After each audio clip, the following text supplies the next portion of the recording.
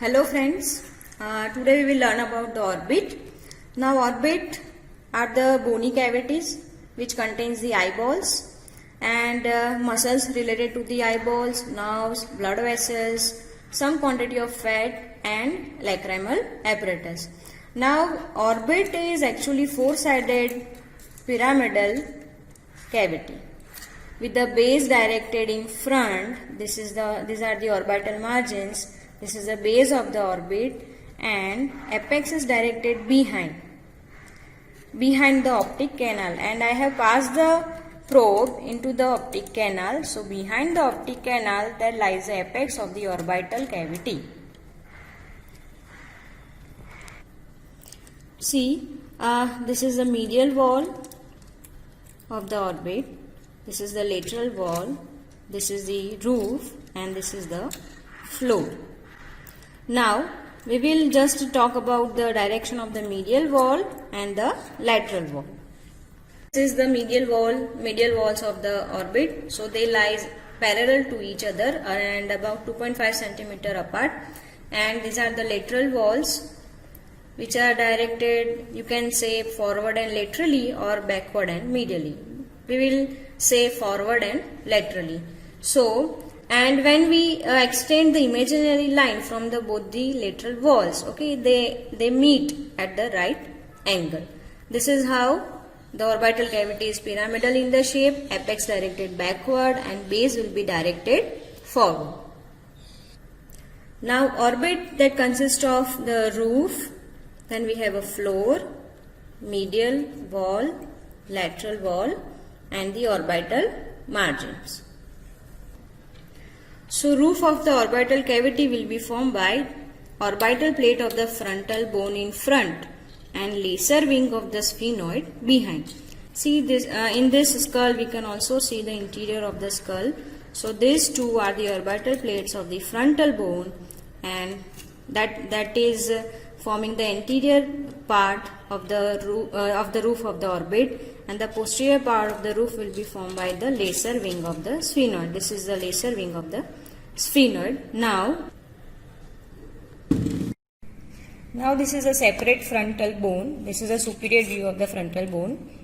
This is the front view, and this is the interior of the frontal bone.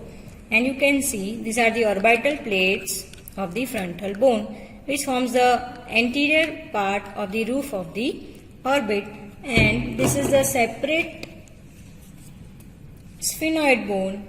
This is a sphenoid bone which is butterfly shaped bone. Okay, it is having two wings. These are the lesser wing and these are the greater wings.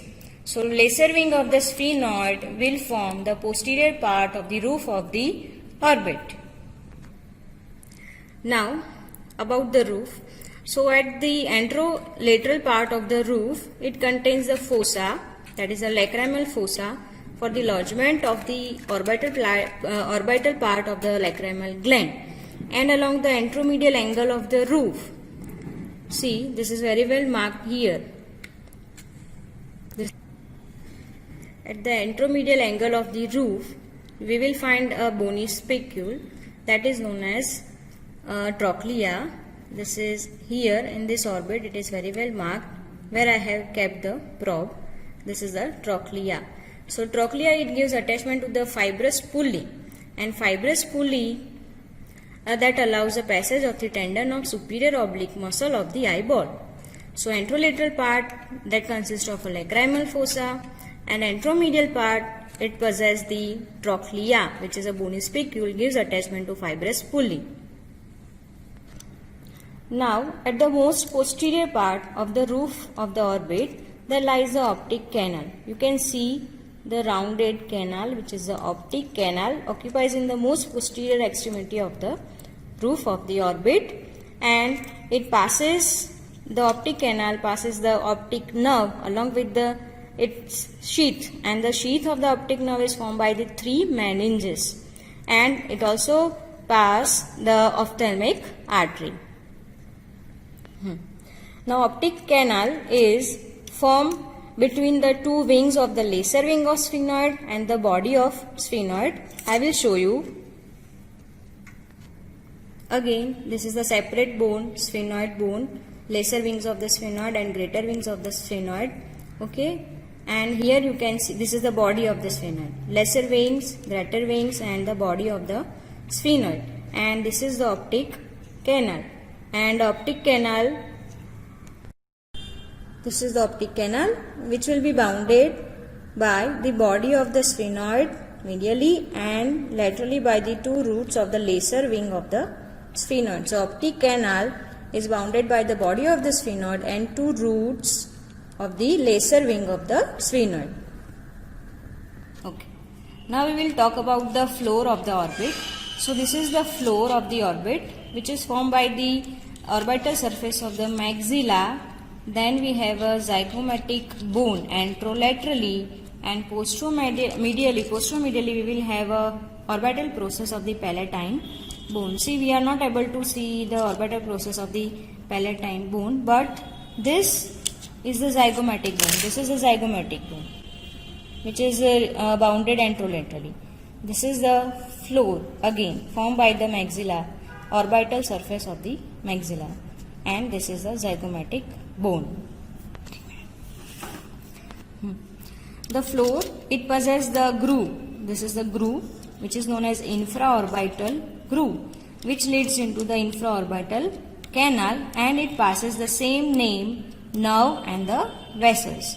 Another thing that consists of the roof is, the floor, that see, this is the opening of the nasolacrimal canal, and lateral to this, matlab here, okay, we will find the attachment of the inferior oblique muscle of the eyeball. So anteromedial angle of the floor possesses the attachment of inferior oblique muscle of the eyeball, and medial to that we will find the nasolacrimal canal. Now we will talk about the lateral wall of the orbit. So for that, see, this is the zygomatic bone. These three processes are of the zygomatic bone. This is a frontal process, this is the temporal process, and this is a maxillary process. Okay, so this is a frontal process of the zygomatic bone, and this area is of the greater wing of the sphenoid. So this is the outer aspect of the skull, and we'll see this is the inner aspect of the skull. So the lateral wall of the orbit is formed by zygomatic bone in front, and this is the orbital surface of greater wing of the sphenoid. This forms the lateral wall. It is the strong wall as it transmits the force of the mastication from the molar tooth. Now we are talking about the lateral wall. So here on the outer aspect we will find out the frontozygomatic suture between the zygomatic process of the frontal bone and frontal process of the zygomatic bone. This is the frontozygomatic suture. So there is one tubercle that lies behind the lateral margin of the orbit and just below the frontozygomatic suture.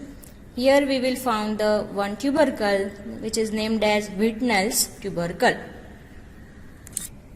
Now this is another skull, okay, in which we can see one tubercle here. So below the frontozygomatic suture and just behind the lateral margin of the orbit, here we have one tubercle that is known as Whitnell's tubercle, which gives attachment to the lateral palpebral ligament, check ligament of lateral rectus muscle, suspensory ligament of the eyeball, and levator palpebris superioris muscle. Now, this is the most posterior part of the lateral wall, and here we have a roof. So at the junction of the roof and most posterior part of the lateral wall, we have one retort shaped gap, which is known as superior orbital fissure. And superior orbital fissure is communicating inside with the middle cranial fossa. Okay, this is the anterior cranial fossa, this is middle cranial fossa, and this is the posterior cranial fossa. This is the superior orbital fissure, okay, which communicates orbital cavity with the middle cranial fossa, and which will be above bounded by the lesser wing of the sphenoid, below by the greater wing of the sphenoid, and medially by the body of the sphenoid. We will see again in the separate bone So this is again a lesser wings, these are the greater wings, okay, and you can see the retort shaped gap which is bounded above by lesser wing, below by the greater wing of the sphenoid, and medially by the body of the sphenoid. So this is a superior orbital fissure. Now superior orbital fissure, it is divided into three parts, medial, intermediate and the lateral part, by one ring, that is a common tendinous ring of the Zinn, that gives attachment to the muscles of the eyeball. Now we will see in the book, see this is a retort shaped superior orbital fissure which is divided into medial, intermediate and the lateral part by the common tendinous ring of the Zinn, which gives attachment to the four recti, that is superior, inferior, medial, lateral rectus muscles of the eyeball. Now this is a lateral compartment which gives passage from lateral to medial side. We have three nerves, lacrimal nerve, frontal nerve and the trochlear nerve. You can remember this by LFT. Okay, lacrimal nerve, frontal nerve and the trochlear nerve. Other than these three nerves, it also passes the superior ophthalmic vein and recurrent meningeal branch of the ophthalmic artery. Now intermediate compartment of superior orbital fissure, it gives passage to the oculomotor nerve, but oculomotor nerve is having the two divisions, upper and the lower divisions, and between the two divisions of the oculomotor nerve there passes the nasociliary nerve, and just medial to the lower division of oculomotor nerve there is the abducent nerve, and the most medial compartment will give passage to the inferior ophthalmic vein, and outside the superior orbital fissure along the lesser wing of the sphenoid, okay, it gives attachment to the levator palpebrae superioris muscle above, and more medially there is attachment of the superior oblique muscle on the lesser wing of the sphenoid. Now at the junction of the lateral wall and the floor, we have again one gap. This is the inferior orbital fissure, which is bounded below and medially by the maxilla and above and laterally by the greater wing of the sphenoid. Now, lower end of the fissure that will be formed by the zygomatic bone. So, the lateral end of the inferior orbital fissure will be formed by the zygomatic bone, and medially it meets with the superior orbital fissure and it forms a large V-shaped fissure. So medial end of both the superior and inferior orbital fissure meet with each other. Now in this figure you can see this is the superior orbital fissure, this is the inferior orbital fissure, and both the fissure will meet at their medial ends, forming the extensive V-shaped fissure. Now we will see the contents of the inferior orbital fissure. So it contains it gives passage to the orbital branches of the pterygopalatine ganglion, then infraorbital nerve and the vessels, and zygomatic nerve. Now we will talk about the medial wall of the orbit. So medial wall of the orbit, it extends from the anterior lacrimal crest of the frontal process of the maxilla to the optic canal. So this is the medial wall, which will be formed by the four bones from before backward. This is the anterior lacrimal crest, that is of the frontal process of maxillary bone. Then we have a lacrimal bone. Then this is the orbital plate of the ethmoid bone, and most posteriorly that will be formed by the body of the sphenoid bone. Now this is the maxilla, this is the frontal process of the maxilla, okay, which is forming the anterior lacrimal crest. Then this is the lacrimal bone, in which it possesses the vertical ridge, that is known as posterior lacrimal crest. So now between the anterior and posterior lacrimal crest, here there lies the lacrimal groove, and it contains a that contains the duct of the nasolacrimal sac, and below it will continue with the opening of the nasolacrimal sac. This is known as nasolacrimal canal, and you can see that it opens into the lower part of the nasal cavity. See, this is the probe. Okay, you can see the passage of the probe from the nasolacrimal canal to the inferior part of the nasal cavity, means at the inferior meatus of the nasal cavity there opens the nasolacrimal duct. Now orbital margins. So orbital margins of the orbit will be contributed by the frontal bone, zygomatic bone and the maxilla in the equal third.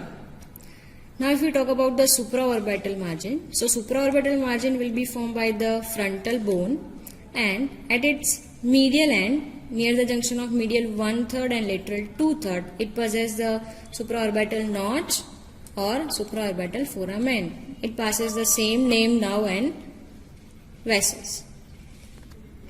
Now when we trace the supraorbital margin medially, it continues as posterior lacrimal crest. Now infraorbital margin of the orbit will be formed by the maxilla and the zygomatic in equal half.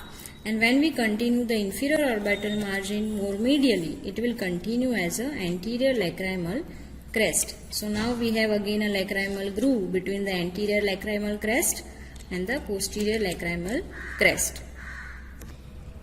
Now we'll see the relations of the orbit. So this is the orbital cavity, okay, which is medially related to the two sinuses, that is here there lies the ethmoidal air sinuses, and here below the body of the sphenoid there lies the sphenoidal air sinuses. Above the orbital cavity, it is related to the anterior cranial fossa, and orbital cavity is related laterally to the temporal fossa and the middle cranial fossa inside, temporal fossa outside. Below the orbit is related to the maxillary air sinuses. Now the contents of the orbit, in the anterior 2/3 part of the orbit, it is having the eyeball, then it contains the muscles of the eyeball, nerves of the eyeball, fascia, bulbi and lacrimal gland and the orbital fat.